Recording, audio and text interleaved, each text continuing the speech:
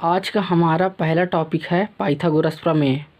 तो फिर पाइथागोरस प्रमेय क्या कहता है कि किसी समकोण त्रिभुज के लंब का वर्ग और आधार के वर्ग का योग कर्ण के वर्ग के बराबर होता है। मतलब क्या बोल रहा है, लंब का वर्ग, तो फिर यहाँ लिख देते हैं लंब का वर्ग और आधार के वर्ग का योग, तो फिर क्या लिखेंगे, प्लस में आधार के वर्ग का योग बोल रहा है तो फिर प्लस करेंगे, कर्ण के वर्ग के बराबर होता है। तो फिर यहाँ क्या आ जाएगा, कर्ण का स्क्वायर। तो फिर ये है पाइथागोरस प्रमेय। तो फिर हम देखते हैं यहाँ ये एक समकोण त्रिभुज है, तो इसका लंब ये है ए बी लंब है, ये कर्ण है और ये आधार है। तो फिर हमारे पास में लंब क्या है, ए बी है, तो यहाँ आ जाएगा ए बी स्क्वायर। फिर उसके बाद में प्लस है तो फिर यहाँ प्लस रहेगा। फिर आधार का स्क्वायर है तो फिर आधार क्या है हमारे पास में बी सी है, तो फिर ये आ जाएगा बी सी स्क्वायर। फिर देखते हैं कि कर्ण क्या है, कर्ण क्या है हमारे पास में ए सी है, तो फिर यहाँ आ जाएगा ए सी का स्क्वायर। यही पाइथागोरस प्रमेय है। और यहाँ का कोण ले लेते हैं थीटा। अब हम पढ़ेंगे त्रिकोणमिति सर्वसमीका के बारे में।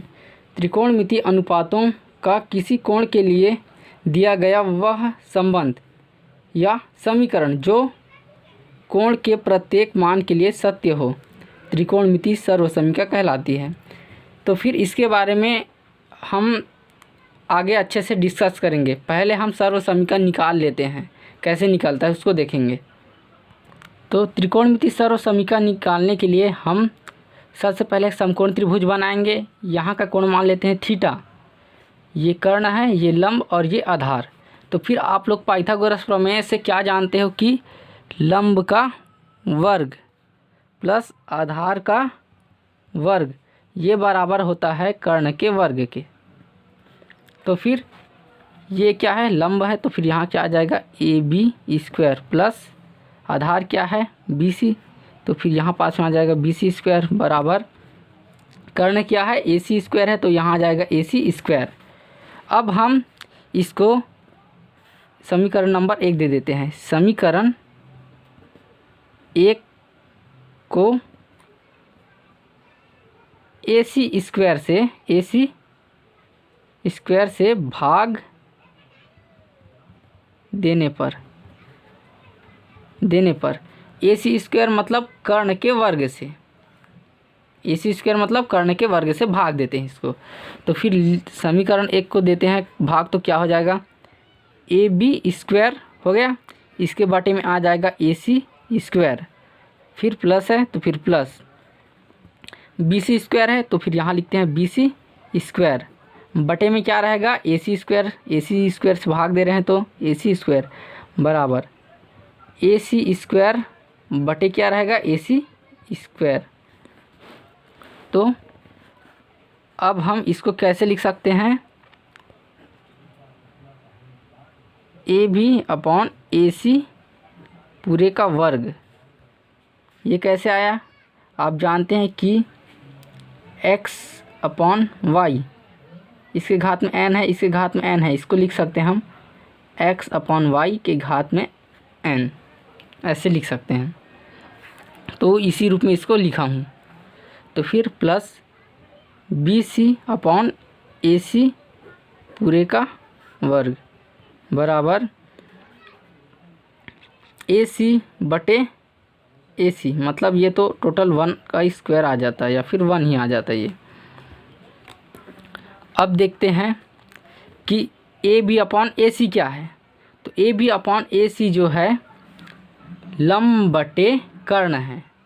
ए बी क्या है, लंब है, और ए सी क्या है, कर्ण। तो फिर लंब बटे कर्ण बराबर क्या होता है, हमने पिछली वीडियो में देखा था, साइन थीटा होता है इसका मान।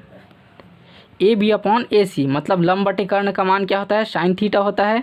तो फिर साइन थीटा का स्क्वायर प्लस, अब बी सी अपॉन ए सी है, बी सी मतलब आधार और ए सी मतलब कर्ण, तो फिर बी सी अपॉन ए सी का मान क्या हो जाएगा, कॉस थीटा होता है, क्या होता है, कॉस थीटा, तो ये कॉस थीटा का स्क्वायर बराबर 1।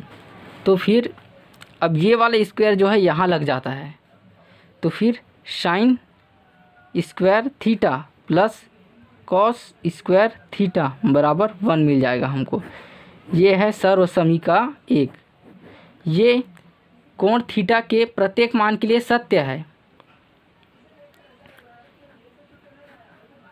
सर्व समीका नंबर फर्स्ट है, इसको समीकरण नंबर 1 दे देते हैं।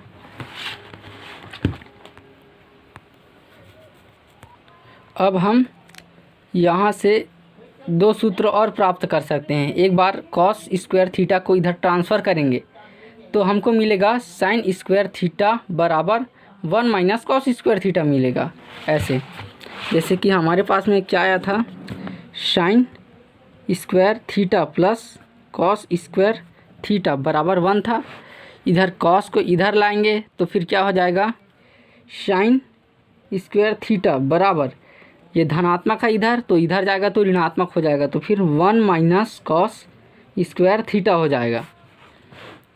और अगर मैं यहाँ से साइन को इधर ले जाता तो कॉस स्क्वायर थीटा बराबर 1 माइनस साइन स्क्वायर थीटा मिल जाता मेरे को। अब हम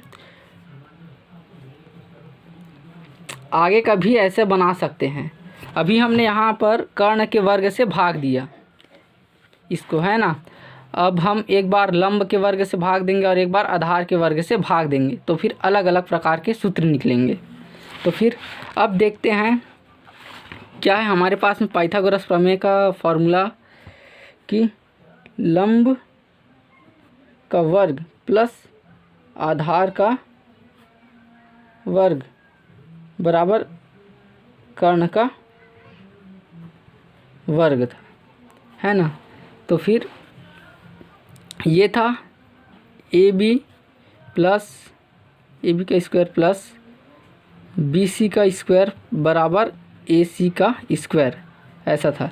अब इसको हम ए बी स्क्वायर से भाग देते हैं। ए बी स्क्वायर मतलब लंब के वर्ग से, लंब के वर्ग से भाग देंगे तो फिर क्या हो जाएगा, ए बी स्क्वायर से भाग देने पर, ए बी स्क्वायर से भाग देते तो क्या हो जाता,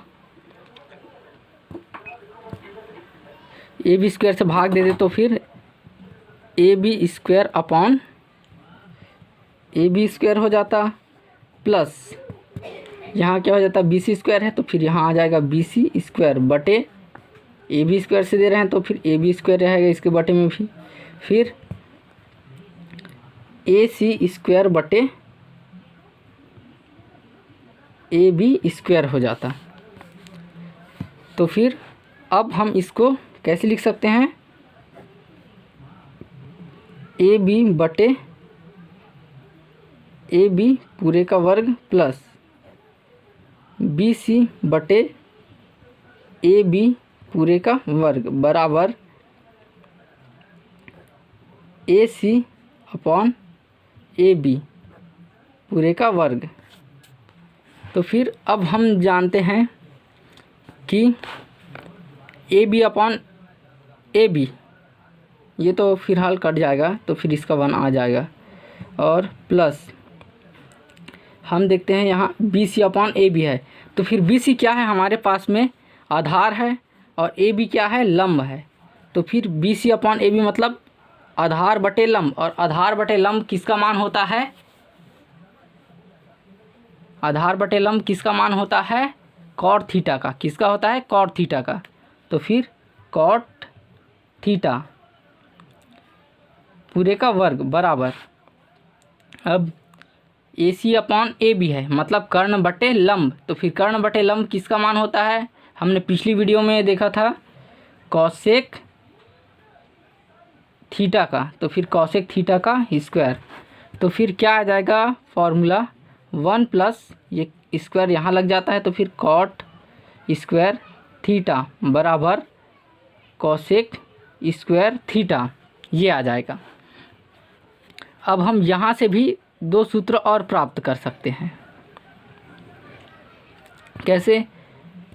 ये कॉट को इधर ट्रांसफ़र करेंगे तो फिर cosec square theta minus cot square theta बराबर क्या आ जाता? 1 आ जाता। अगर 1 को इधर ले जाते तो फिर कोसेक स्क्वायर थीटा माइनस 1 बराबर कॉट स्क्वायर थीटा, ये आ जाता। तो फिर ऐसे ही आप अगले वाला का प्रैक्टिस करके देखिए, और नहीं बनता है तो मुझे बताइए।